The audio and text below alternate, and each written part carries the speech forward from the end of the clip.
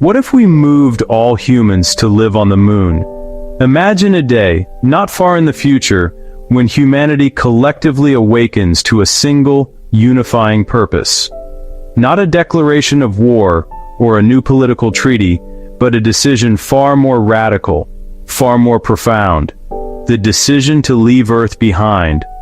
All of us, every single person. A complete planetary evacuation. This isn't the story of a handful of pioneers in silver suits planting a flag. This is the story of 8 billion souls embarking on the greatest migration in history. The logistics alone are staggering. How do you transport the entire population of a planet across nearly 250,000 miles of empty space? What kind of fleet would be required? Thousands of ships? Millions? An ark of unprecedented scale, carrying not just people, but the genetic legacy of Earth's biosphere. And our destination?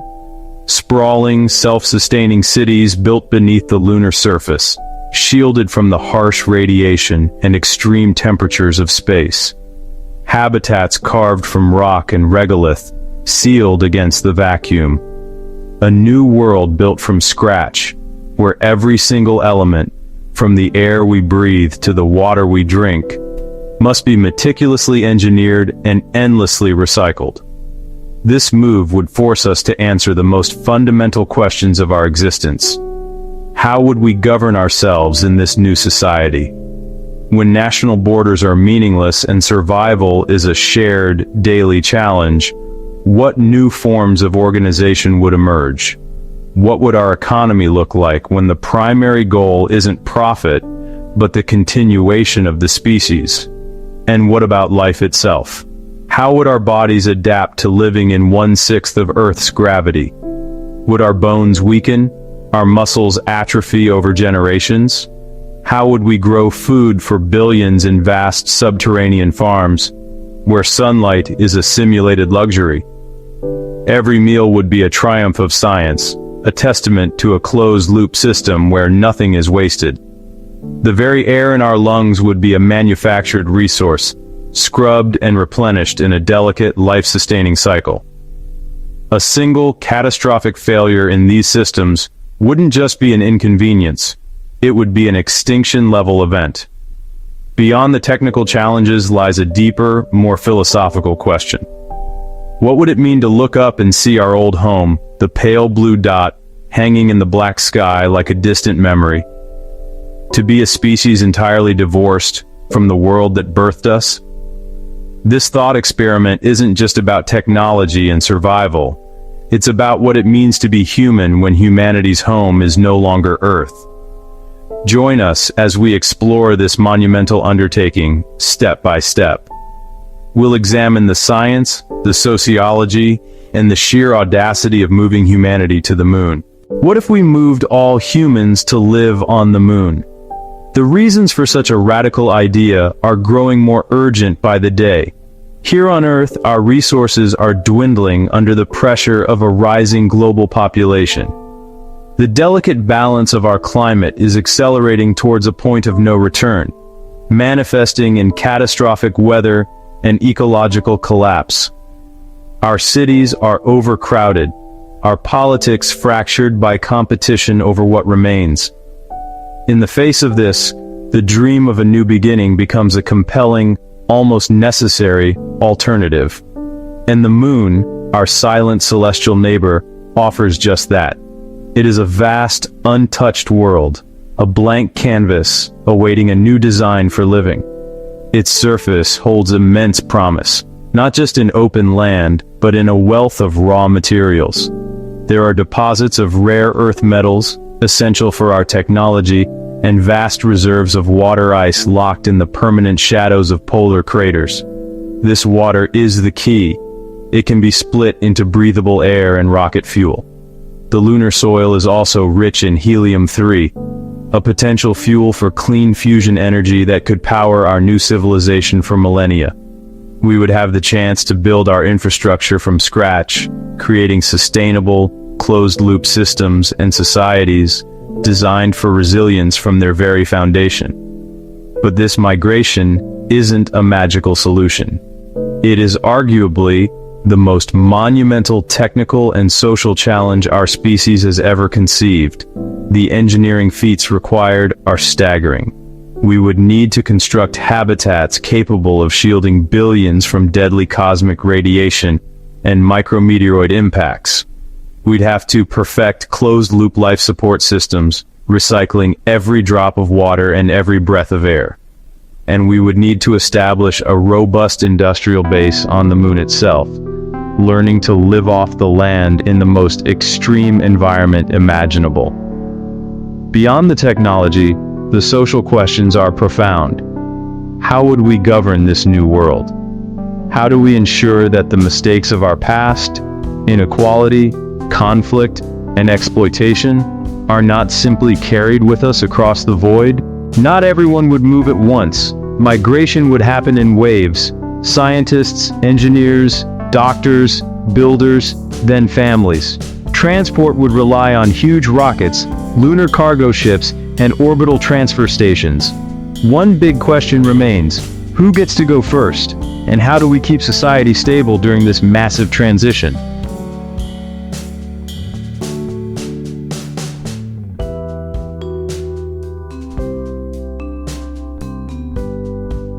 Life here is unlike Earth. No open air, no rain, no natural gravity as we know it. People live in sealed habitats, constantly recycling water and oxygen. Farming happens indoors, and every square meter is used efficiently. Communication with Earth becomes precious, carefully planned and never taken for granted.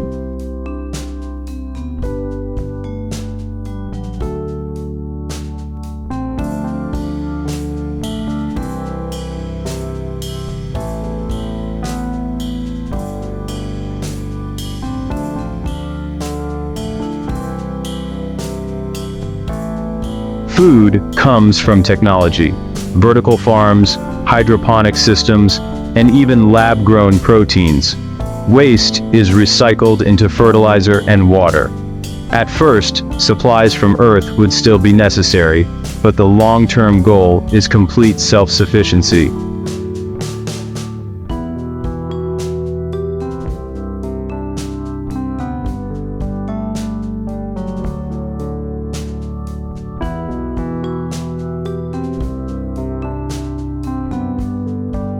The moon offers powerful opportunities for energy, strong sunlight in certain regions, and valuable minerals in the soil. Stable power stations are essential, ranging from concentrated solar farms to small modular reactors. Mining the moon could fuel construction and industry, but this comes with ethical and technical costs.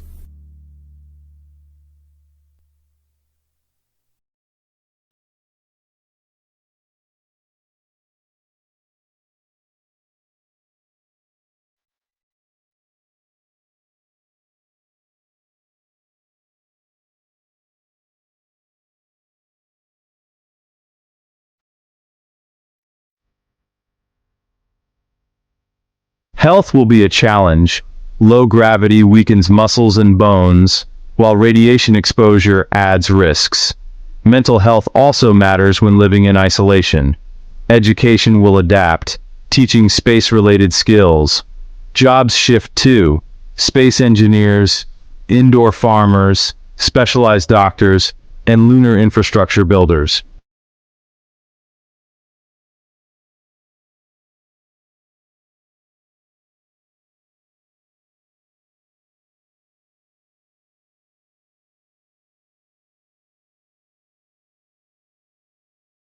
Who governs the moon? Independent lunar nations or Earth-led treaties? Questions of resource distribution, voting rights, and environmental protection will test our values. Before becoming a true lunar society, humanity must decide on laws, rights, and justice in this new frontier.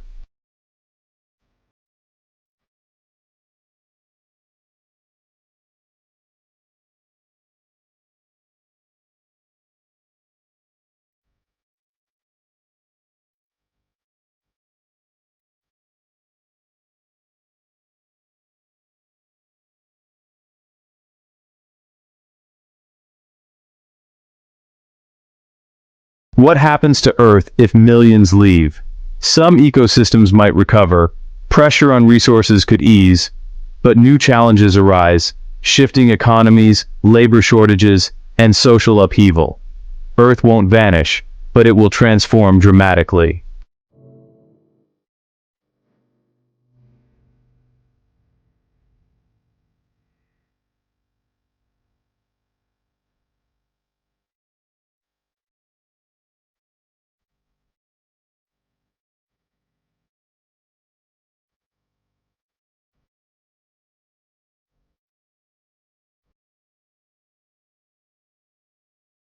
What if we moved all humans to live on the moon?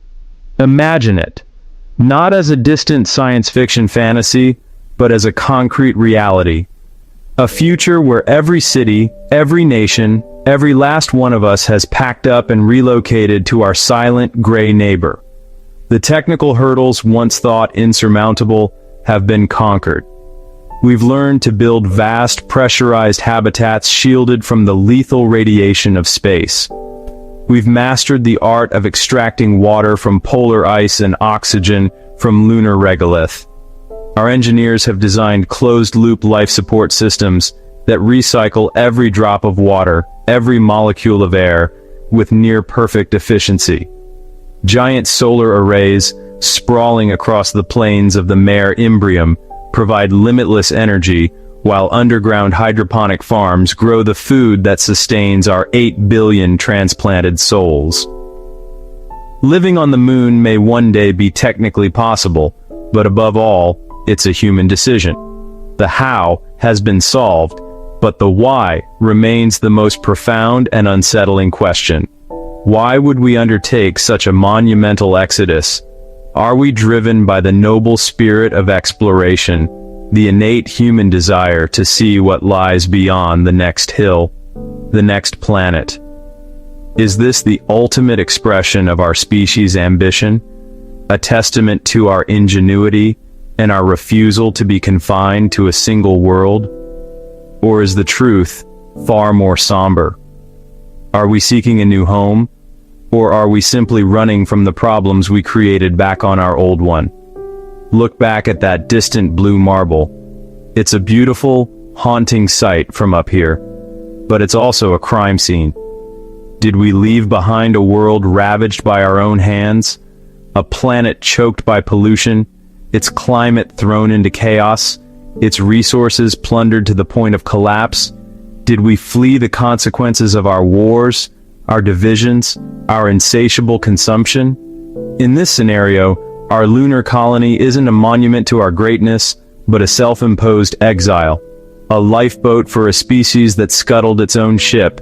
We would be cosmic refugees, forever looking back at the paradise we lost, the home we failed to protect. Every sunrise over the lunar crater would be a reminder of the sunsets we can no longer see. Perhaps the answer isn't a simple yes or no, but a complex and ongoing negotiation of how we balance ambition with responsibility. Even if we could leave, should we? What is our ethical obligation to the planet that birthed us? Does our intelligence grant us the right to abandon it? Or does it bestow upon us the ultimate responsibility to heal it? On the moon, we would have a chance to start over, to build a new society from scratch. We could design systems based on sustainability, equity, and long-term thinking. We could, in theory, create a utopia free from the mistakes of our past. But humanity is not a blueprint. We carry our flaws with us, etched into our very nature. Would we truly build a better world, or would we simply recreate the same patterns of conflict, greed, and inequality on a new celestial stage? The pressures of survival in such a hostile environment could either forge us into a more unified people, or fracture us into competing factions fighting over air, water, and power. The moon offers no inherent salvation. It is a blank canvas, and we are the artists, holding the same flawed brushes we used on Earth. The greatest challenge isn't surviving on the moon, it's surviving ourselves. Wherever we go, whatever new worlds we might build upon, Earth will always be our first home.